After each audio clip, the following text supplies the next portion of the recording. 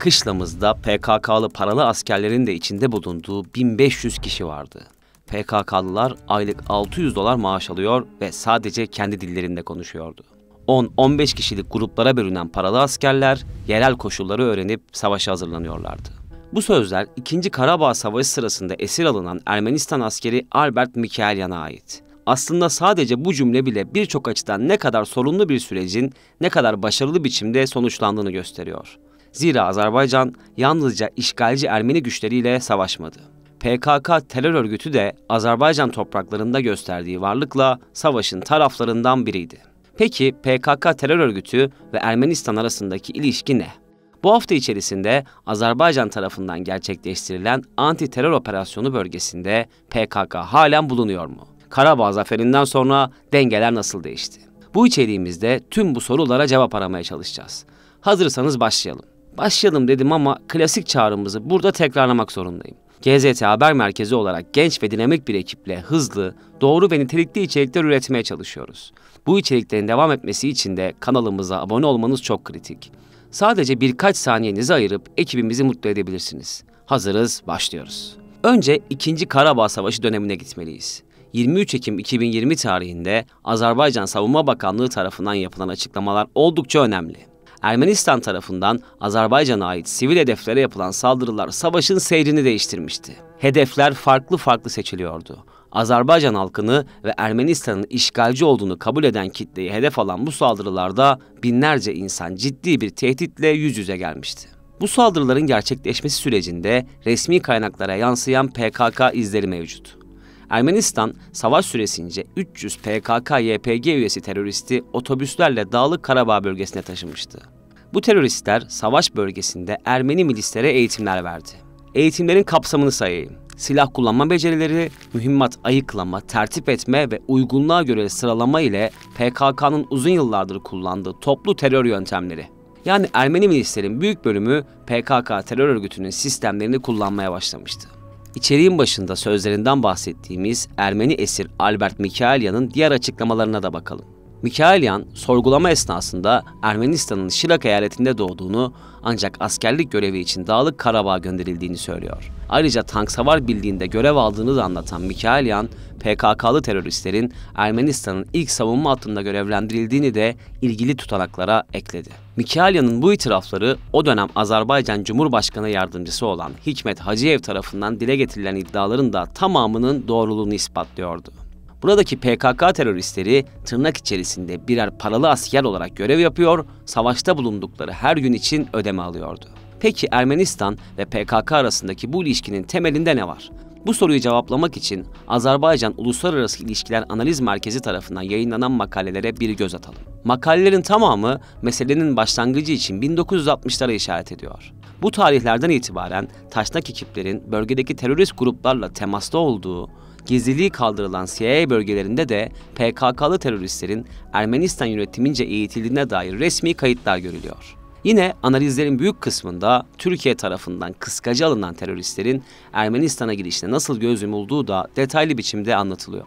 Yine bu analizlerde Suriye'de terör faaliyetlerine devam eden PKK-YPG militanlarıyla Kamışlı'da eğitilen Nubar Ozanyan Tugayı teröristlerinin bölgeye getirildiği, Lübnan'da yaşayan çok sayıda Ermeninin de yine Karabağ'a getirilerek Azerbaycan'a karşı savaştırıldığı delillendiriliyor. Peki PKK terör örgütü 2. Karabağ Savaşı ve bu hafta gerçekleştirilen anti-terör operasyonları sırasında nerelere konumlandırılmıştı? Öncelikle teröristlerin Dağlık Karabağ'da 10'a yakın farklı kamp kurduğu bilgisi bölgede bulunan kaynakların büyük bir çoğunluğu tarafından teyit edilmiş durumda. Kamplar Ermenistan ile Karabağ arasındaki lojistik koridor durumunda Laçin-Kelbeçer hattında bulunuyor. Burası aynı zamanda Karabağ'ın en verimli su kaynaklarının bulunduğu bölge konumunda. Ayrıca zengin yeraltı kaynakları da bu noktayı daha da önemli hale getiriyor. Altın ve bakır başta olmak üzere 155 farklı maden yatağı uluslararası kuruluşlar tarafından işletiliyor ve terör örgütü de Suriye'de olduğu gibi burada da bu kaynakların başında bekleyen bekçi gibi konumlandırılıyor. Bu noktada PKK'nın Laçin'deki kamplarından birinin merkez gibi kullanıldığını da söylemeliyiz. Bu kampta silah depoları, özel eğitim için orman alanı ve merkez karargahı yer alıyor. Terör örgütünün yayın organları da PKK'nın bölgedeki varlığını gizlemiyor. Hatta gizlemek bir yana dursun, bu varlığa dair oldukça iddialı açıklamalar da yapılıyor. Çok sayıda PKK'lı yayın Ermenistan'ın sözde mücadelesinde kendilerinin öneminin oldukça büyük olduğunu vurgulamaktan asla vazgeçmiyor. İşgalci Ermeni güçlerinin uzun zamandır devam eden ve anti-terör operasyonunu kaçınılmaz ve oldukça gerekli hale getiren provokasyon süreçlerinde de PKK bizzat sahaya inmiş durumdaydı. Gerçekleştirilen taciz atışları, sivil ve askeri hedeflere yönelik operasyonların büyük bölümünün planlama ve icra aşamalarında teröristler de yer aldı. Bölgedeki kaynakların büyük bölümü PKK'lı teröristlerin Karabağ, İran üzerinden geçiş yapmış olabileceği ihtimali üzerinde duruyor. Azerbaycan istihbaratı da bu geçiş yollarına ve geçişlerin sağlanmasında katkısı bulunan isimlere dair geniş çaplı araştırmalarını sürdürüyor. İmzalanan üçlü mütabakatta bölgenin silahsızlandırılması ve Azerbaycan askerlerine yahut sivillere yönelik herhangi bir patlayıcı yahut silah kullanılmamasını net bir şekilde içeren anlaşma hükümleri Ermenistan tarafından uygulanmamıştı. Bunun en net delillerinden biri ise Azerbaycan güvenlik güçleri tarafından bulunan 2021 tarihli mayınlardı. Bu mayınların döşenme süreçleri de PKK'lı teröristler tarafından organize edildi. Azerbaycan'da bulunan mayınların türü ve yerleştirilme sıklıkları YPG PKK'lı teröristlerin 2019'da Suriye'nin Tel Abyad şehrine yerleştirdiği mayınlarla birebir aynı. Özellikle evlere ve yerleşim yerlerine tuzaklanan mayınların Karabağ'a gelen terörist grubun hamiliğinde konumlandırıldığı Azerbaycan Devlet Güvenlik Servisi tarafından doğrulanıyor. Azerbaycan'ın anti-terör operasyonu başlattığı andan itibaren en büyük önem atfettiği noktaların başında Ermeni milislere ait elektronik harp istasyonları geliyordu. Bu istasyonlarla güvenlik güçleri ve sivillerin sinyalleri kesiliyor, irtibat ve iletişim ciddi anlamda akamete uğratılıyordu. Terör örgütü bu süreçte de aktif biçimde yer aldı. Elektronik harp istasyonlarında kullanılan cihazların bir kısmının Suriye ve Irak'tan gelen kapsül bir terörist grup tarafından Ermenistan milislerine ulaştırıldığı yine Azerbaycan Devlet Güvenlik Servisi tarafından yapılan telsiz dinlemelerine takıldı. Servis, teröristlerin telsiz konuşmalarında Ermenistan tarafında yaşanan zayiatlar ve yeni planlamalara dair de bilgiler elde edildiğini doğruladı. Peki PKK terör örgütünün Ermenistan saflarında Azerbaycan'a yönelik saldırılara yeltenmesinin ardında sözde ideolojik yakınlıklar dışında ne var? Öncelikle PKK terör örgütü Türkiye içerisinde ciddi biçimde baskılanmış durumda.